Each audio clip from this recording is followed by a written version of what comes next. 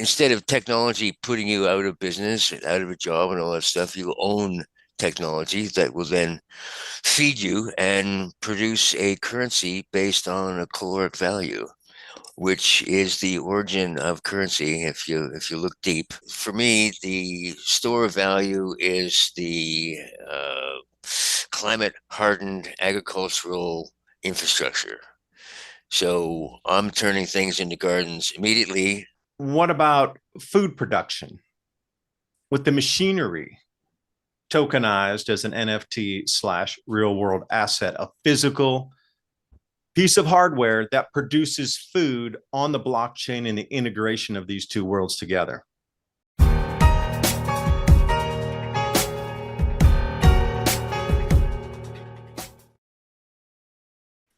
Good afternoon, everyone. I have something very exciting, very special to show you about food production. I've been talking about this grand solar minimum, jet streams going out of flows, reduced food production, and this is the thing that upsets our civilization, society, every single cycle that returns. But there's always going to be a solution that we need, and I'm going to present one to you right here today. Now, we have heard real world assets and NFTs. Now, what about a combination of them for food growing? Now, RWA's real world assets, so far, you hear about BlackRock, these guys talking about it. They want to tokenize real estate and commodities, government bonds, intellectual property. And you always hear this again and again. What about food production with the machinery tokenized as an NFT slash real world asset, a physical piece of hardware that produces food on the blockchain and the integration of these two worlds together?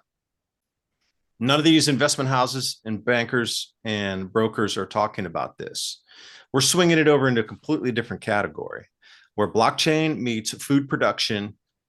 And this is what I wanted to talk about today. The tokenization represents physical machinery of the food grown from Omega Garden's volksgarden food production system. And Ted Marchildon, the inventor, I've had him on a couple of interviews before, fill us in on what the project entails, why the movement over to the digitization aspect of it, blending these two worlds where they coexist now. But now we're taking hardware to produce food available on the blockchain. And this is a new project that's launching on Cardano. So those of you out there in the Cardano community, please support us.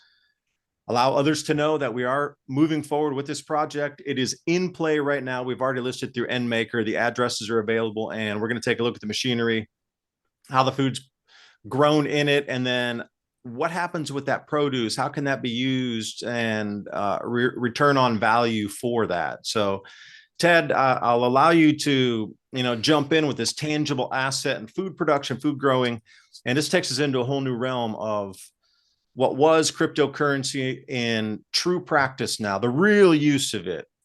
Bitcoin was used for peer-to-peer transactions, but it seems that the entire bigs in the community and finances, they're overtaking this. But blockchain was really used for peer-to-peer, and I do believe we can accomplish that with the food production. And just walk us through it. Like I say, 30,000-foot view. What's the project about? Why'd you launch on Cardano? What can people expect if they purchase an NFT in this RWA class that we are moving into for food production? And I think my introduction is too long, but thanks for staying with me through that. So Ted, floor's yours. Well, thanks, David. Pleasure being here. So the company Omega Garden has been around since 1999. We produce rotary gardens. So it's a slow motion cylinder that houses rows of plants that slowly orbiting the light in the center, and it waters when the plants get to the bottom. There's a simple watering tray there. This configuration has several benefits. It optimizes your space and your light to growing surface area ratio. So the NFT represents ownership of one of these gardens that is then operated for you in a thing we call the farm dominium. It's like condominium without the con, I like to say. And so the idea there that you'll be able to instead of technology putting you out of business, out of a job, and all that stuff, you own technology that will then feed you and produce a currency based on a caloric value, which is the origin of currency. If you look deep, gold and silver coins had somebody's face on one side and a sprig of wheat on the other side. Uh, we sort of lost sight of that. Now it's gold and silver are real money, but the origin of money is a bit different from that. So, and then when I first came up with this idea, there's no way I could see how it was ever actually going to work the way things have come together now. And the whole sort of crypto world makes it possible for us to, in the farm dominium, I've got room for 114,000 barrels in a 300-foot half-sphere dome. And so automated storage and retrieval, monitoring, uh, you can have one of these things and take it home, but for you to set up a growth environment that's going to optimize its output, very expensive on an individual basis.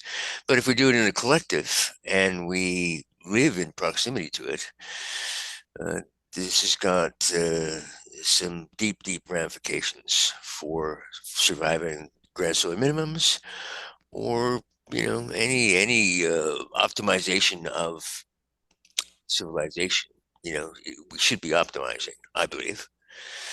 Now, I've been running up against the system doesn't want to finance their obsolescence, nor does it want to educate you about how to make the system obsolete.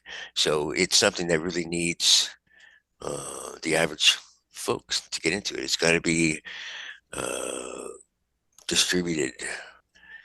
Let me get this straight. And Ted, I'd like you to confirm on this. So, North Slope, oil fields, production food wise for crews up there, small villages, towns, municipalities, and cooler environments can set these up. What about deserts like Saudi Arabian desert, these sort of extreme hostile 120-degree, very little water? You'd mentioned inside a dome that had your maximum potential of barrels in there to be able to control the environment where that recirculating water creates its own ecosystem inside. Are you able to kind of walk us out, see where like one unit or one dome itself, one farm dominium full to the brim might take us in terms of production or usability or recyclability?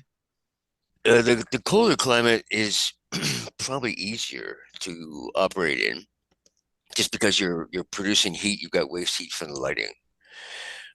So in the desert, might be a little more difficult. So you might want to be like under the sand, you know, and then if those places calm down, okay, that'd be great. If not, if it's under the sand, then nobody knows where to bomb your food production. So that's helpful. It's a miser on water. It uses such a small amount of water, and then in a controlled environment, we can recapture the plant transpiration, which is something like 200 pounds of water transpires to leave you 1 pound of the dried plant material. So water's the big limiting factor usually for agriculture. So we can handle that. That's not an issue. I believe it can go anywhere. You know, there's not a place where this thing couldn't be functional, uh, including I remember when Stargate came to us and bought gardens for their television show. They had him on their spaceship, and I was like, "Well, of course you would." And the spaceship was supposed to be millions of years old and had been traveling through the galaxies, and there was Stargate on it, and they got stuck on there. And I was like, "Well, however it got there, this is an archetype. It's fire Wait, inside Ted, I'm going to stop movement." you. Please explain that was your invention of the barrel was actually in the program as well as on the cover of High Times magazine, right? It was on the cover of High Times. It was on Stargate show. They Popular Mechanics gave a nod to it at one time. The government of South Australia talked about it gushingly before they threatened their population with jail time if they were caught with one in a box. It's a bit notorious. But productive as well. So talking about growing on a commercial level, you and I had talked, several times before today. You were talking about different vegetables, different medicinal herbs and plants, superfoods that can be powderized, possibly blueberries. I mean, what's the gamut of possibilities of production coming out of this? Or is there any limitation? I know there's got to be a limit. I can't grow an oak tree in it, I'm sure, but But an oak tree isn't really your target, right? If you grow an oak tree, what are you after? the acorns. Yeah, we might be able to do that. We might be able to just grow the end branches that produce the acorns. So we don't grow an apple tree, but we might be able to grow apples. Um, you know, we grew tomatoes. Well, actually, it was in a classroom that wasn't my overseeing, but they had ripe tomatoes in 35 days from seed. And now that's fast. And you wouldn't think I tried it first time I tried tomatoes, I thought it was a joke, and I tried beefsteaks. Well, the tomatoes are too big, they're not attached very well, the stems are brittle, so that didn't work very well. So, like somebody who doesn't know what he's doing at the horse track, I'm looking through the seed package and I saw one that said tumblers. I was like, ooh, tumblers, let's try those. It sounds like the right name.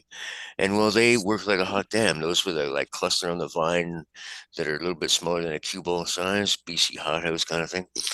And they work super well. They're small enough. They cluster. They're well attached, and the stems are quite tough and resilient. So shut my mouth. What the hell did I know? I was certain I wasn't going to be able to grow tomatoes until I was able to grow tomatoes.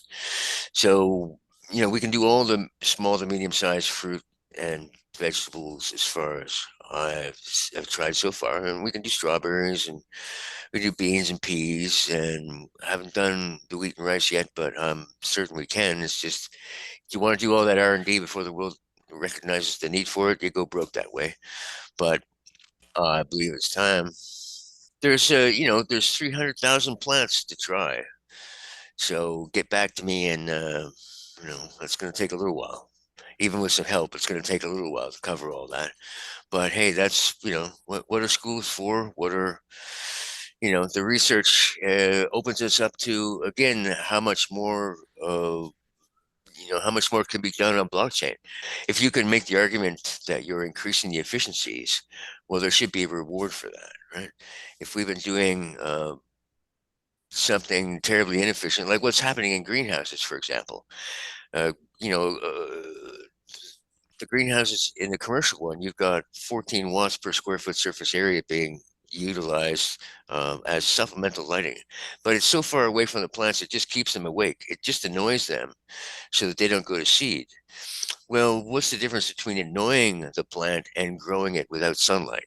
There's an efficiency increase there that should be rewarded, I believe. Maybe not just with, the profits, but over and beyond that. Yeah, so there's specific blockchains that are just for logistics. And with this, tracing where the food's grown, knowing what the inputs are, being able to know where that goes from literally seed to harvest along that blockchain itself in terms of who controls that is out there for everybody to see. So what's on offer for the NFT buyer, bringing us into this real world asset type of ecosystem, and what's in it for them? I mean, how do they know what's going to be grown there, what's going to be produced, how that revenue share comes out, explain to me that, because that's kind of a basic question. All right, great, I'd love to buy one of these. Now what? And what would I get out of this? Well, it's in the title, Food for Life. So you get a third of the produce that comes out of the system uh, for or in perpetuity. So there's no additional costs. There's no expenses for you other than the initial cost of the NFT, and then you're getting a third of what comes off of that system. So one third of that's going for the producer of it, the operators of the system, and another third is going for expenses. So that one third, and you'll like it, it's 33.333333 infinite threes percentage wise, coming to each player. So as you are the buyer of it, if you're the buyer of it, you're going to get 33.3 infinity percent of that output from here to eternity is the idea. But walk me through that then. 33% of what? Am I getting Guinura powder or Moringa oleifera powder? Are we getting vegetables out of this? Or what's grown in there that I would know what the return is, either on a cash basis, or if I would love to be able to get that fresh produce instead of, so I wouldn't have to buy it, literally, that I could, participate in the consumption of the fresh vegetative material coming off of that. So, maybe that's too many questions. I don't know, in different directions there, but I was trying to tie it back into one thing. You able to quantify that for me?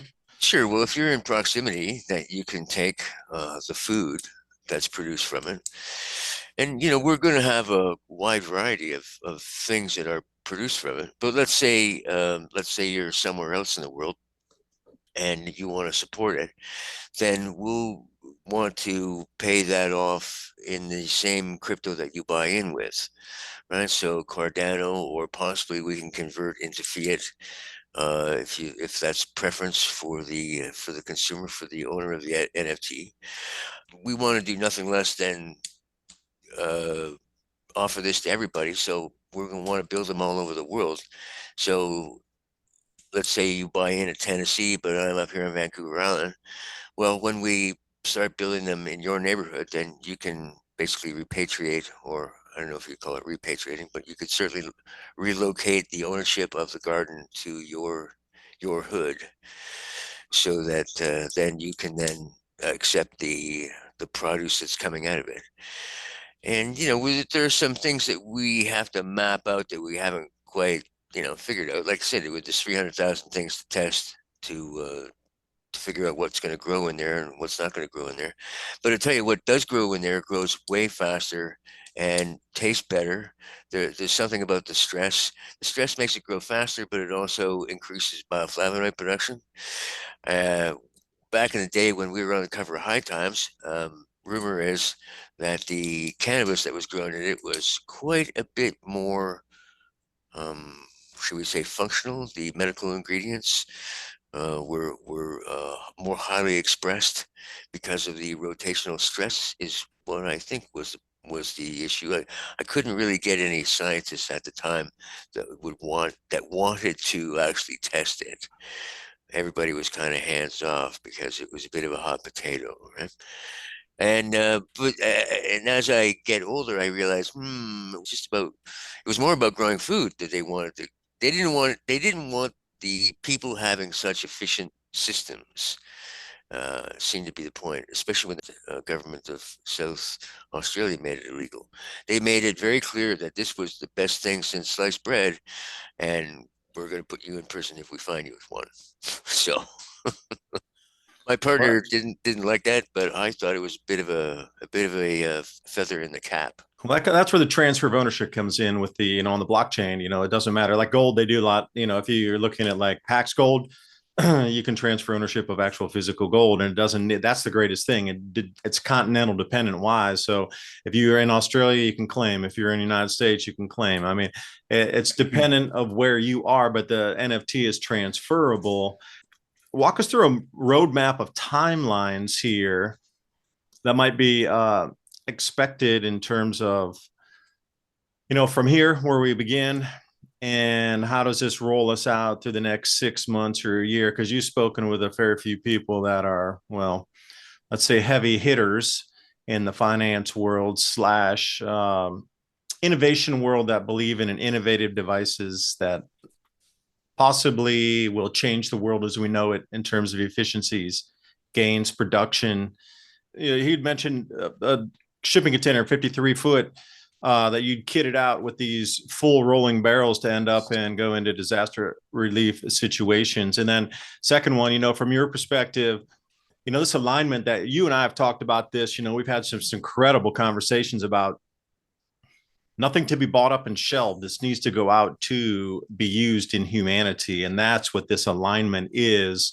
If you're there just for pure profit and you can explain it better than I, the way you're eloquent to explain it with your vision of the type of people that would be most symbiotic with this project here with Volksgarden Food for Life on Cardano blockchain with the NFT and the real world asset class. So Let me just hit on the well, I'm thinking about the timeline on that NFT. I've got that it's actually starts to pay you out. It's live within 6 months of you buying it.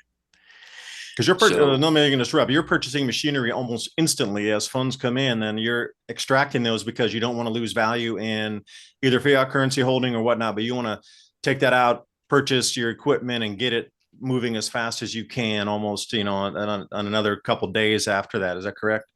that's absolutely it. For me, the store of value is the climate hardened agricultural infrastructure.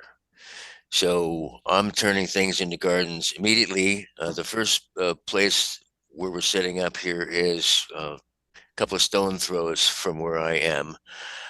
We've got access to a 100-acre plot.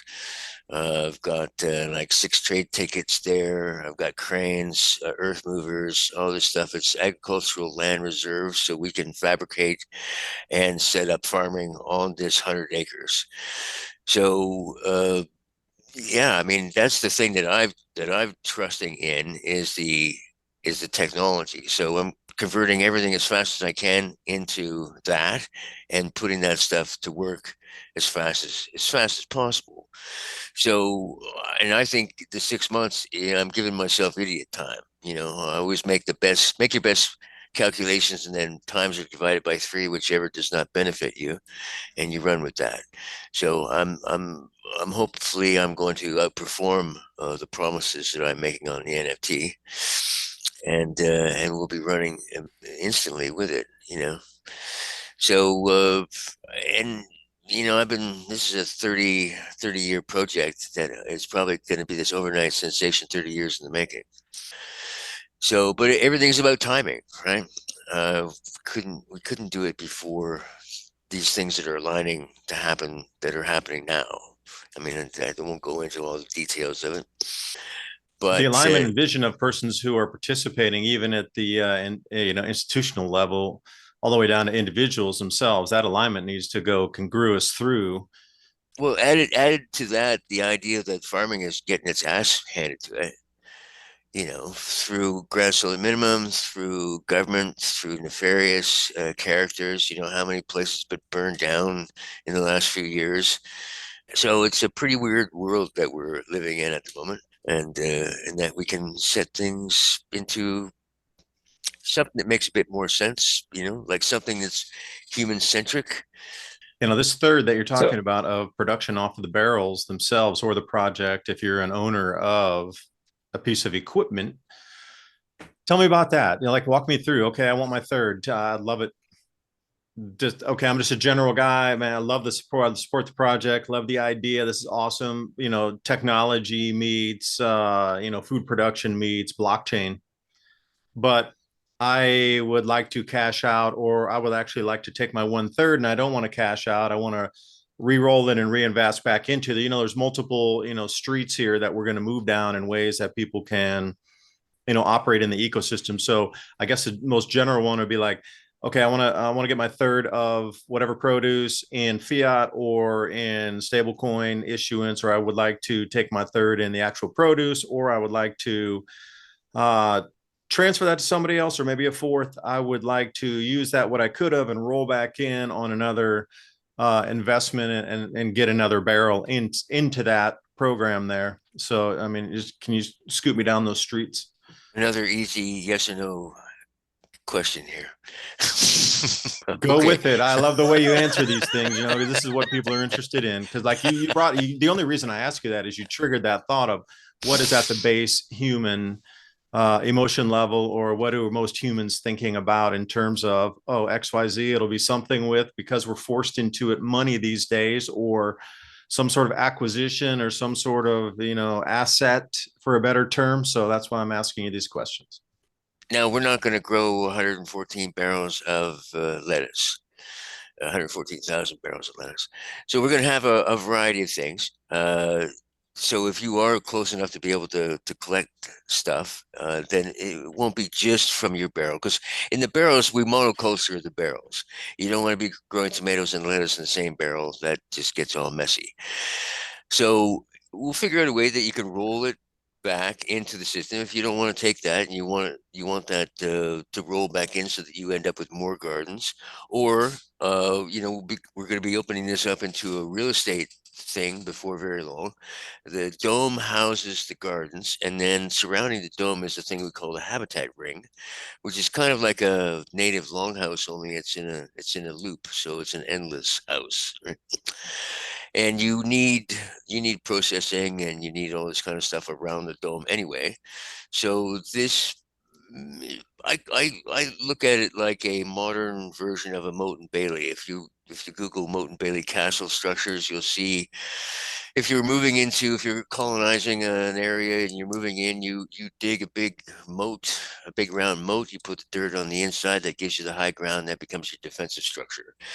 So it's similar to this. The dome is the high ground, and the moat becomes this habitat ring, which is also a concrete structure that will deal with the nasty weather that we're getting here. So if you're inside something like that, and you get a hurricane, you get nasty ass hail, you get whatever it is, you will have to be told that happened. You'll have to, peek outside to go, oh shit, it's nasty out here.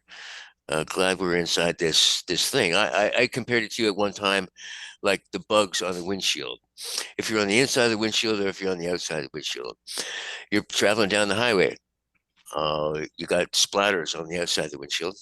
If you've got bugs, there's a lot less bugs these days, but I have some pretty good pictures of my windshield driving across the prairie. And you can have a nice bug living on the inside of the windshield, and he's happy camper. He doesn't even know anything's going on. You're on the outside of the windshield, not so good. We can find domes on the planet that are 2,000 years old. The Romans built them. They're still intact. They're still functioning. So what are we doing? Why are we building out of kindling? It's a bit of an issue. Now that we have forests, okay, great, you do that, but then you have to keep rebuilding it. And if pretty soon the insurance companies are going to go, nah, we're not going to let you do that. And I think they're doing that already in some places when the fires have swept through and whatnot. You wouldn't have to worry about fire or biblical hail, or if those nasty bugs come out that are in Revelations, yeah, they won't be able to get to you. It's a quick one here. This is the JDAM method out of South Korea, and this is 100 herbs that you can grow to create natural pesticides in organic farming. So, I mean, again, something as much can be specific to grow specific herbs in there to then create natural pesticides. I mean, this can be used so many different ways in different directions because food is one thing, nutraceuticals is another. Herbs, I mean, imagine the amount of different herbs that could be grown without that long supply chain. This is the whole thing everybody in global warming is yapping on. Oh, the things across the ocean, oh, your supply chains are too long. Imagine cutting that from 1,500 miles from where you're, no, it'd even be further. Let's say your peppercorns are coming from Indonesia, your whole peppercorns, but then you can grow them right in Chicago in the middle of winter or something. This is the direction it needs to go. So Ted, any thoughts on that? I mean, it really is endless. And, bringing up this natural pesticide book, that's just one incredibly small fractal of possibilities, but I'd like your take on it too. And we'll wind up after that.